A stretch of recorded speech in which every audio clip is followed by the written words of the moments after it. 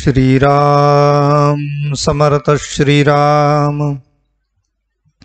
शुका सारिखे पूर्ण वैराग्य जाचे, वशिष्ठा परी ज्ञान योगेश्वराचे। कवी वाल्मिका सारिखा मान्य ऐसा, नमस्कार माझा सद्गुरु रामदासा। मला वाटते अंतरित्वा वसावे, तुझ्या दासबोधासी त्वा बोध व्हावे। अपत्यापरी पाववी प्रेम ग्रासा, महाराजया सद्गुरु रामदासा। जय जय रघुवीर समर्थ, सब संतन की जय। भारत माता की जय। श्रोता वक्ता श्रीराम समर्थ श्रीराम। उपस्थित सर्व आदरणीय साधक बंधू आणि भगिनींनो, समर्थांनी आपल्याला जो सत्वगुणांचा विचार सांगितला, त्या सत्वगुणांच्या संदर्भामध्ये दानाचा विचार आजपर्यंत आपण पाहिला आहे। दान कसं करावं, दान कुठे करावं, दान कोणाला करावं, आणि दानासाठी परिस्थितीपेक्षा मनस्थितीची गरज आहे याचा विचार आपण पाहिला।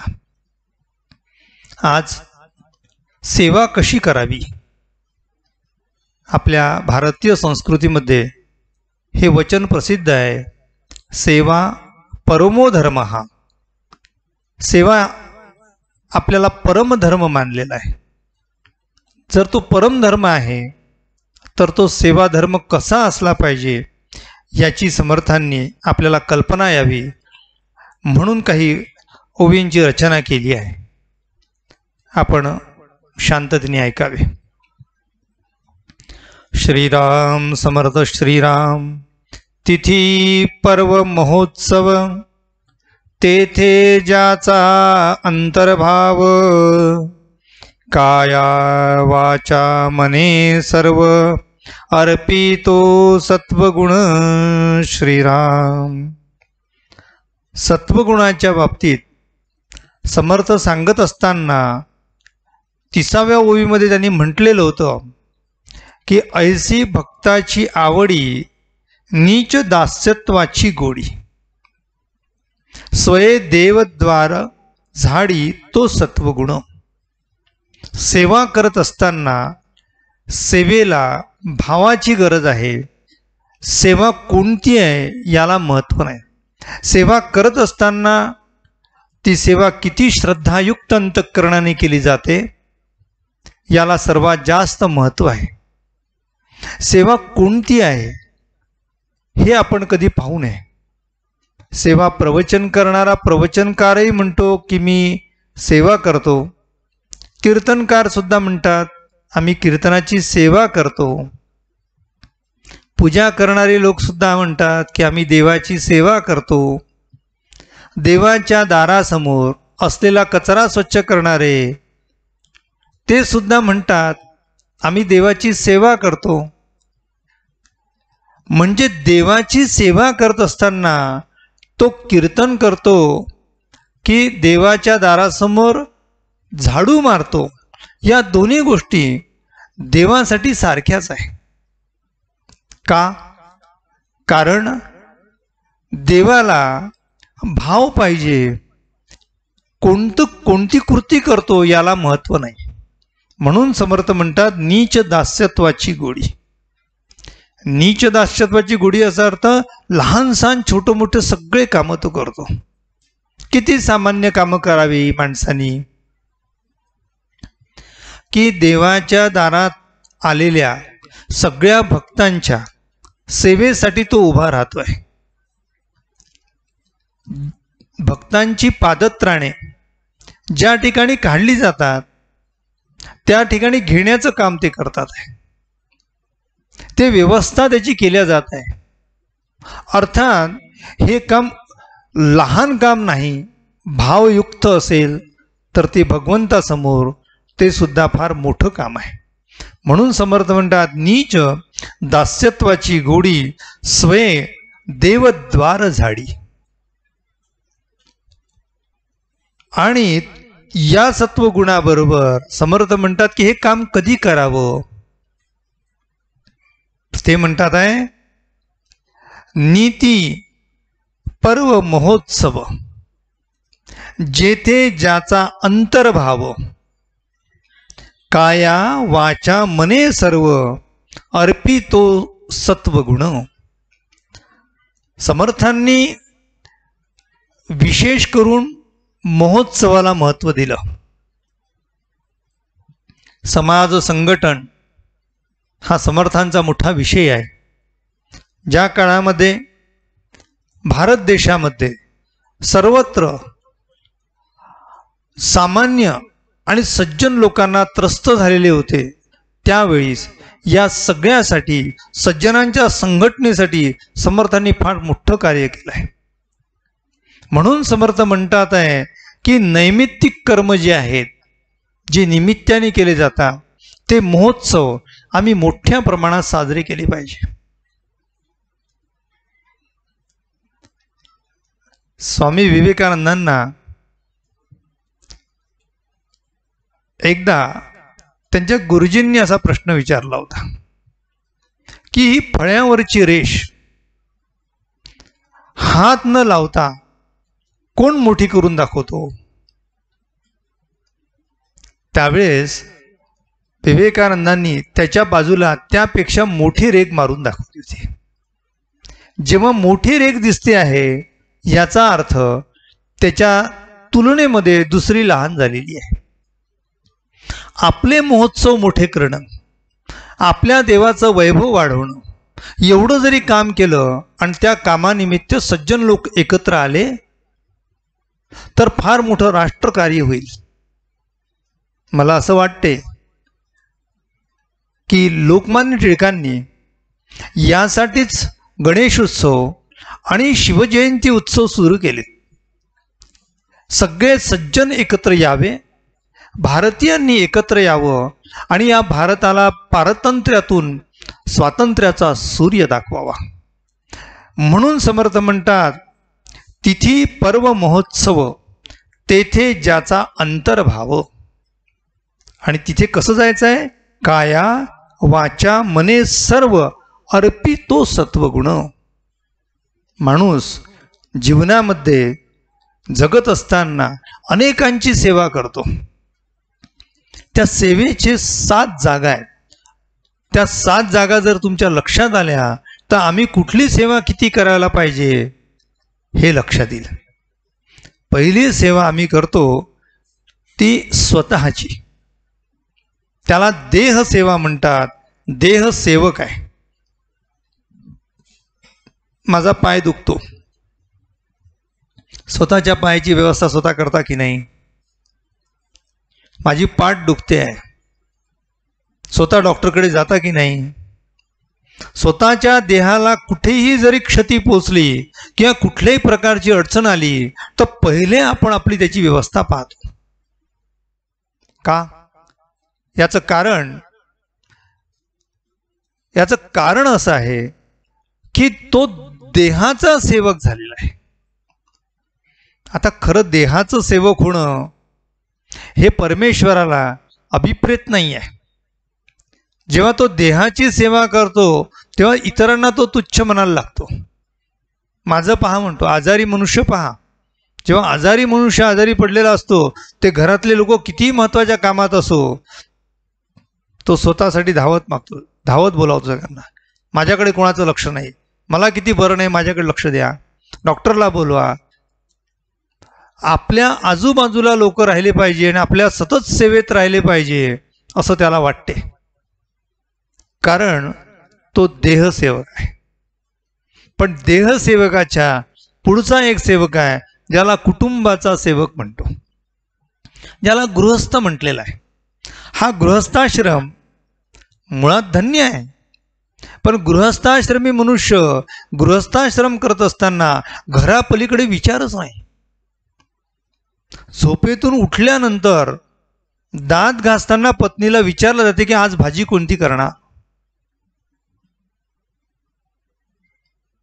याला काय म्हणावं? किती कुटुंबाची सेवा करावी त्यांनी. खाणे पिणे आणि राहणे आणि कुटुंबामध्ये मजा मारणे एवढंच जर तो काम करत असेल तर भगवंतानी यासाठी तुम्हाला जन्माला घातलं आहे का? परमेश्वराने नरदेह आम्हाला दिला आहे. मग तो नरदेह सार्थक करायचा असेल तर कुटुंब हे माध्यम आहे, हे साध्य नाही आहे. आपण जेव्हा साधनाला साध्य म्हणायला लागतो तेव्हा गोंधळ करतो. एका जागेवरून दुसऱ्या ठिकाणी जाणे याला साधन असं म्हणतात. आम्हाला एका गावावरून दुसऱ्या गावाला जायचं आहे तर आमची कार हे साधन आहे. त्या साधनात बसावं, साध्यापर्यंत पोचलं की कारमधून उतरावं. आम्ही तसं करत नाही. कारमध्येच बसलेलो राहतो आणि आयुष्य कारमध्येच खर्च करतो. अरे जग पहा, उतर, आनंद घे, मजा कर. नाही, मी आणि माझी चौकट. चौकट म्हणजे नवरा बायको आणि 2 मुलं. याच्या पलीकडे त्याला विश्व दिसत नाही. तो मनुष्य केवळ फक्त कुटुंबाचा तो सेवक आहे. कुटुंबासाठी किती मरमर करावी माणसानी. पैसे कुटुंबासाठी खर्च जमा करतो, कुटुंबाची काळजी घेतो. येणाऱ्या 6 महिनेपर्यंत आमच्या घरात धान्य पुरलं पाहिजे म्हणून बाहेर पडतो. कुठल्याही कामासाठी जात असताना फक्त त्याच्या डोळ्यासमोर एकच गोष्ट असते, ती गोष्ट म्हणजे फक्त कुटुंब आणि कुटुंबाची सेवा. म्हणून समर्थ म्हणतात आहे की बाबा असा सेवक तू काय होतो, पण त्याच्यापेक्षा आपण मोठा सेवक झालं पाहिजे. त्याच्या पुढची मोठं सेवक होण्याची लक्षणं आहे, तो लक्ष्मी सेवक होतो. त्याला लक्ष्मीदास म्हणतात. एक लक्ष्मीपती असतो आणि एक लक्ष्मीपुत्र असतो. तो लक्ष्मीचा दास होतो. कसा दास होतो की झोपेतून उठल्यापासून तो झोपेपर्यंत पैशाशीच खेळत राहतो. मग कधी आपल्याजवळ असलेल्या साधनाच्या माध्यमातून किती चढउतार झाला ते पाहत बसेल, किती बुडले पाहिल आणि किती वाचले पाहिल, किती प्राप्त झाले त्याच्याकडे लक्ष देईल, किती जातील याचं दुःख होईल, जास्तीत जास्त फायदा कशात होईल याचा सकाळपासून तर रात्री झोपेपर्यंत विचार करतो. तो पैशाचा दास आहे. पुन्हा आपण विचार करू, पैसा हे माणसाचं जीवनाचं माध्यम आहे, ते साधन आहे, ते साध्य नाही आहे. पैसा आवश्यक आहे. कोणी म्हटलं पैसा नको? धनमर्जय मानव धनमूलम विदम जगत अंतरम नैव पश्यामी निर्धनस्य मृतस्य च. मान्य, पैसा सगळ्यांना गरज आहे. पैशाशिवाय कुठलाही व्यवहार होत नाही. पण त्याला एक मर्यादित महत्व आहे. त्या मर्यादेच्या पलीकडे तो पैसा काहीही उपयोगी नाही. आपल्याला पैसा हा जीवनावश्यक जरी असला तरी सुद्धा त्याला एक मर्यादा आहे. त्याच्या पलीकडे त्याचा विचार करायला नको.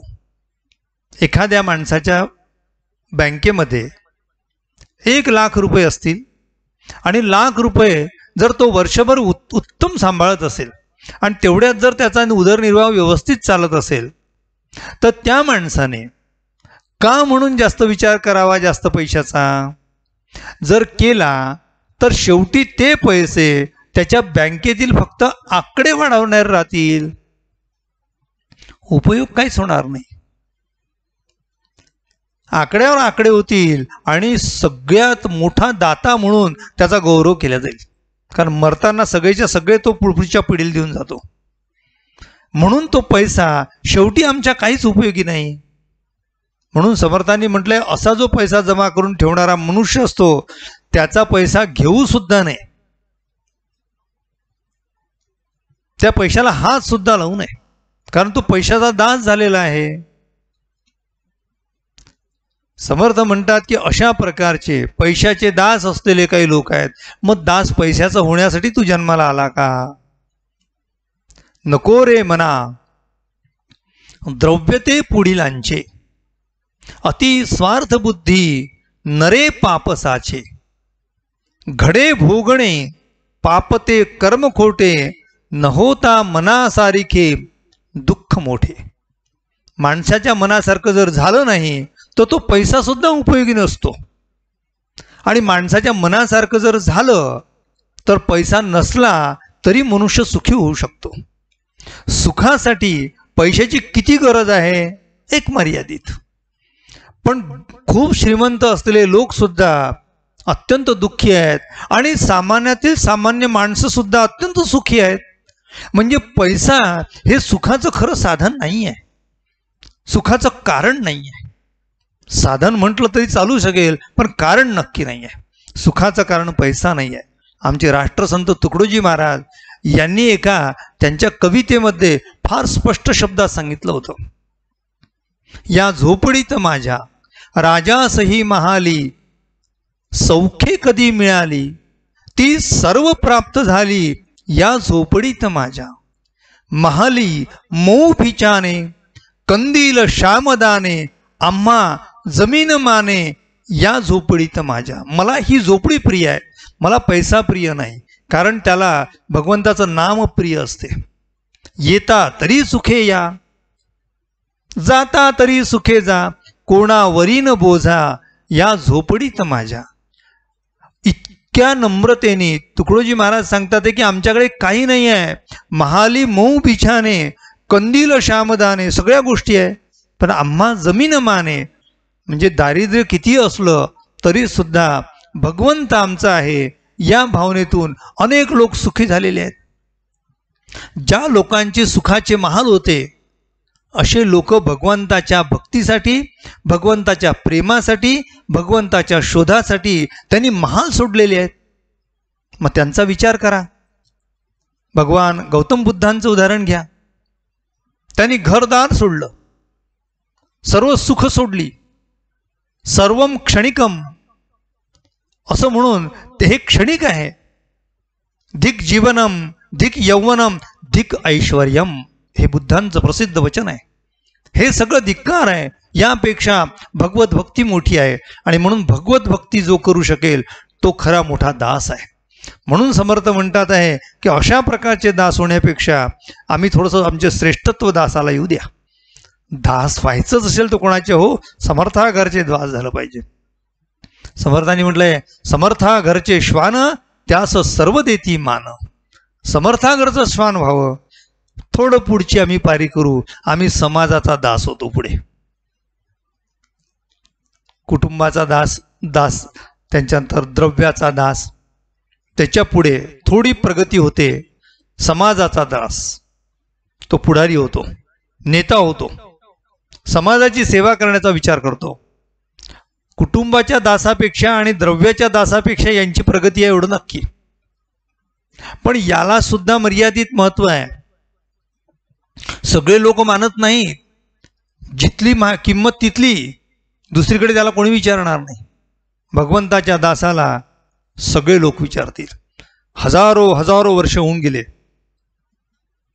पण जे भगवंताचे दास म्हणून जन्माला आले आणि भगवंताचे दास म्हणून ज्यांनी देह ठेवला त्यांचे नाव चिरंतन राहिली.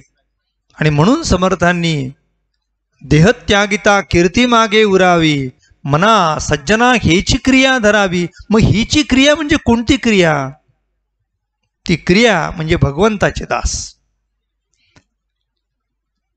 मना चंदनाचे परित्वा झिजावे, परी अंतरी सज्जना निववावे. सज्जनांना निववणे याचाच अर्थ भगवंताचा दास होणे. समर्थांनी अशा प्रकारे दासाची पुढची पायरी त्यांनी सांगितली आहे की बाबा आता समाजाचा दासच्या पेक्षा आता पुढचा दास हो, तू देशाचा दास हो. आपण म्हणतो समाजसेवक, देशसेवक. तो देशाचा सेवक आहे, तो समाजसेवकापेक्षा थोर आहे.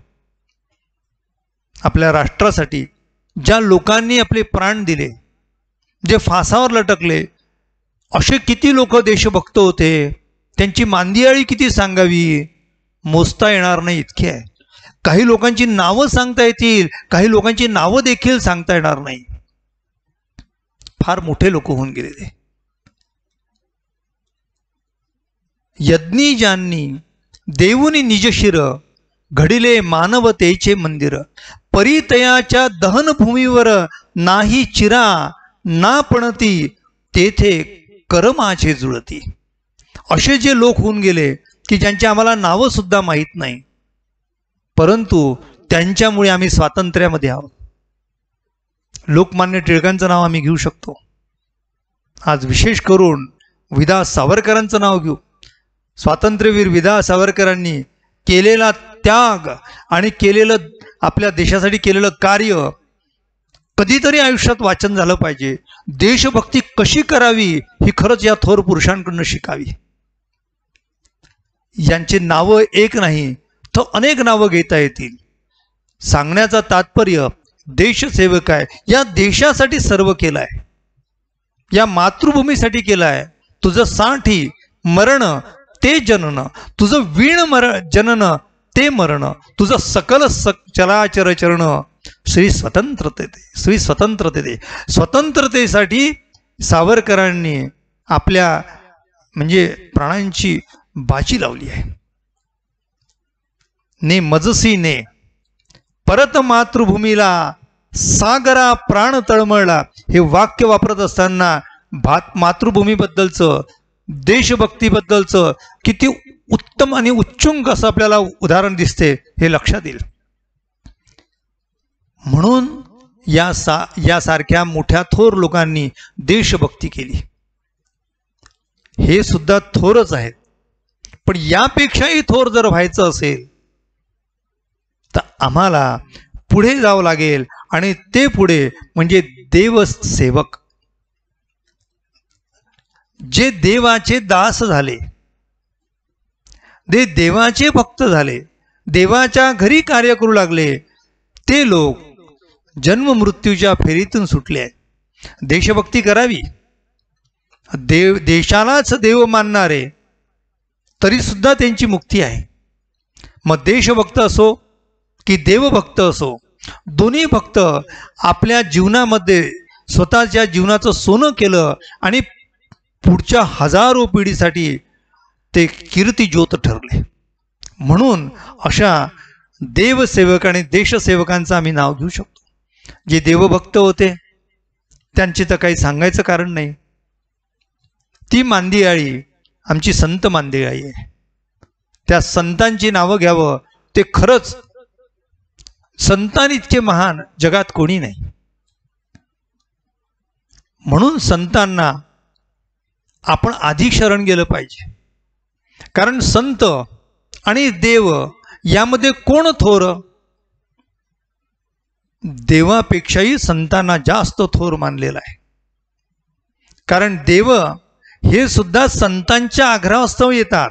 म्हणून आपण संतांचे सेवक व्हावं, देवाचे सेवक व्हावं. आमचे तुकोबाराय म्हणतात, तरीच जन्मा यावे दास विठोबाचे व्हावे.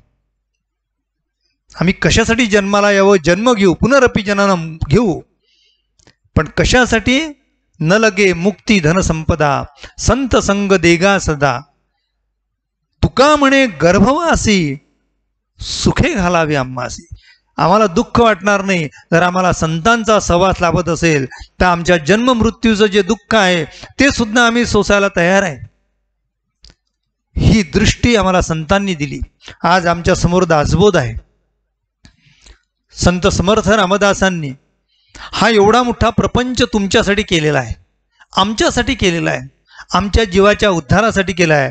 म्हणून सेवक व्हायचं असेल तर देवाचं सेवक व्हा. त्यांच्यासमोर तुम्ही लहान व्हा, त्यांच्यासमोर लहानात लहान होऊन मोठ्यात मोठं कार्य करा. म्हणून समर्थ म्हणतात, तिथी पर्व महोत्सव तेथे ज्याचा अंतर्भाव, काया वाचा मने सर्व अर्पितो सत्वगुण. हरिकथेची तत्पर गंधे माळ आणि धुशर, धुशर म्हणजे बुक्का, घेऊन उभी निरंतर तो सत्वगुण. नर अथवा नारी बंधन नाही. कोणी रा नर अथवा नावी यथानुशक्त्या सामग्री घेऊन उभी देवद्वारी तो सत्वगुण. महत्कार्य महत्कृत्य सांडूनी मागे देवास ये लाग वेगे भक्ती निकट अंतरंगे तो सत्वगुण. आपल्या घरातलं मोठ्यात मोठं काम टाकून भगवंतासाठी धावत जाणारे ते मोठे आहे. म्हणून मला वारकऱ्यांचं फार कौतुक वाटते. आम्ही विष्णुदास यांनी घराचे सगळे कामं टाकावी, घराचं सगळं सुख सोडावं आणि पंढरीच्या वारीला निघावं. काय सुख असेल या पंढरीचे सुख नाही त्रिभुवनी.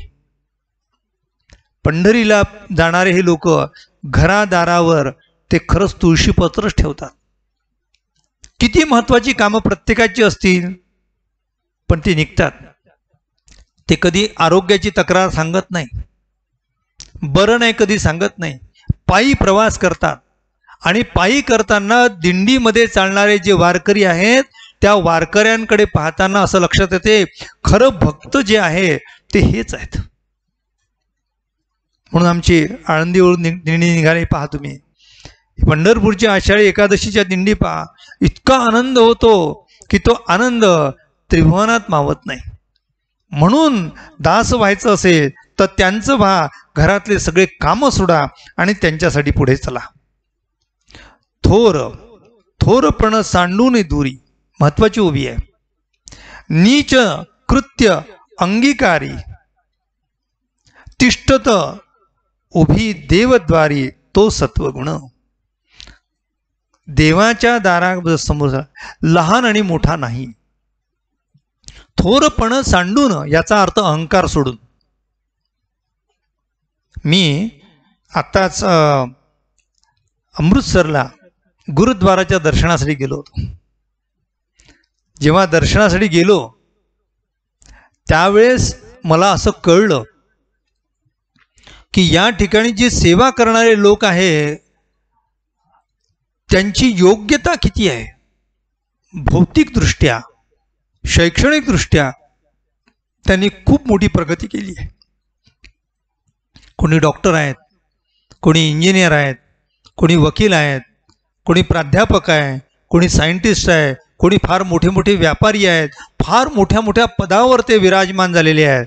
पण त्या देवद्वारासमोर ते अशी सेवा करताना मी पाहिलेलं आहे की जसं सामान्यातील सामान्य मनुष्य सेवा करतो. म्हणून मला धन्य वाटतात त्या गुरुद्वारामध्ये सेवा करणारे ते भक्त. आणि गुरुद्वारामध्ये थोडे नाही तर तुम्ही जागोजागी जा, तिथे सगळे सेवेकरी मिळतात. मी सेवेकरी आम्ही पाहिले आमच्या महाराष्ट्रामध्ये. पंढरपूरला पहा किती सेवेकरी आहेत. आमच्या शेगावला पहा, शेगाव गजानन महाराजांचं मंदिरामध्ये जागोजागी सेवेकरी आहे. जय माऊली म्हणून आम्हाला नमस्कार करतात, आम्हाला येता जाताना आम्हाला मार्गदर्शन करतात. घरदार सोडून तिथे राहतात. फक्त पोटापुरता अन्न मिळते तिथे ते थांबतात आहे आणि आमची गजानन महाराजांची सेवा करतात आहे.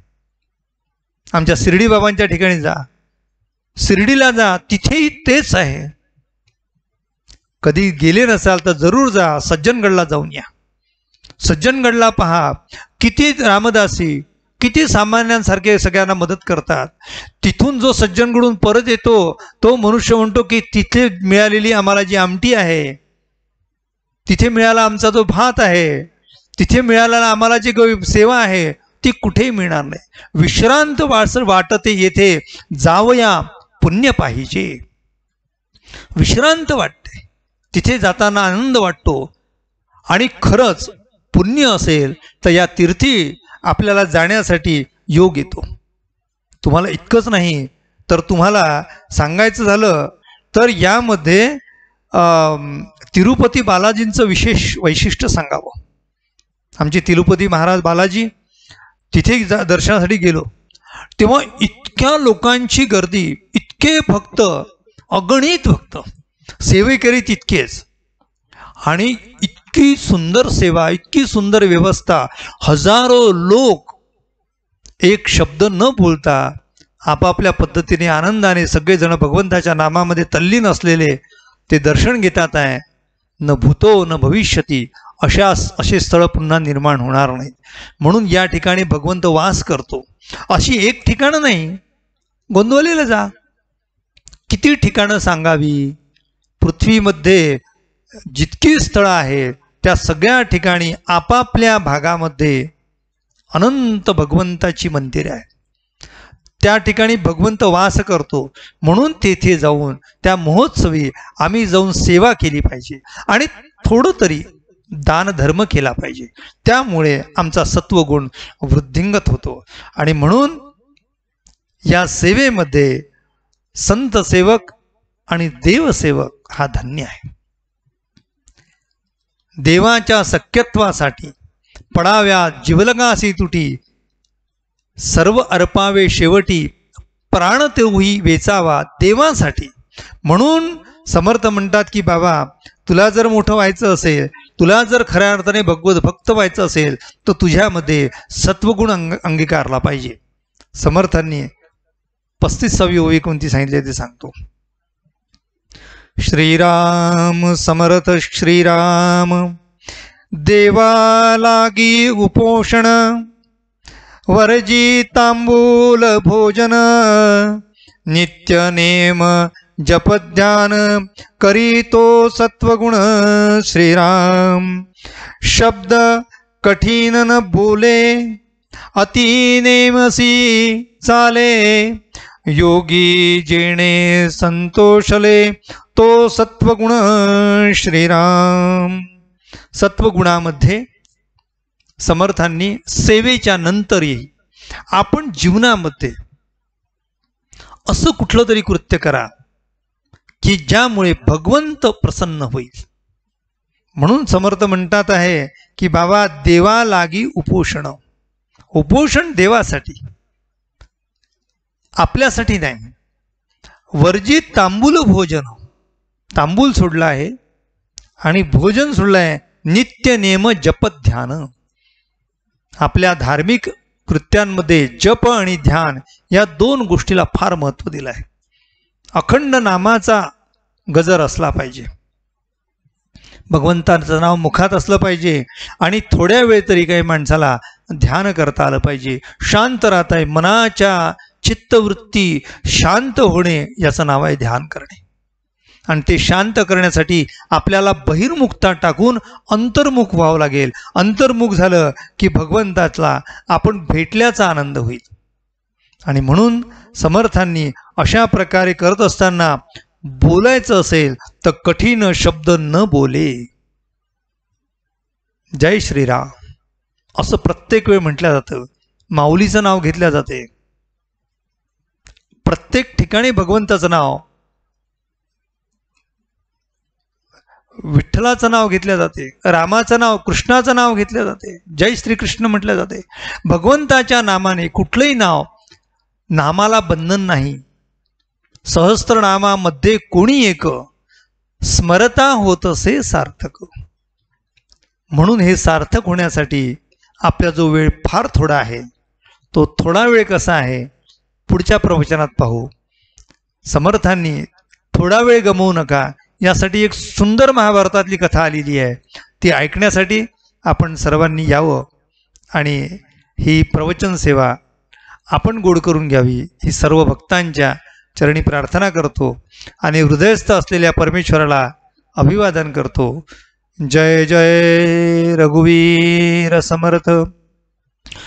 उपासनेला दृढ चालवावे, भूदेव संतासी सदा नमावे, सत्कर्म योगे वय घालवावे, सर्वामुखी मंगल बोलवावे.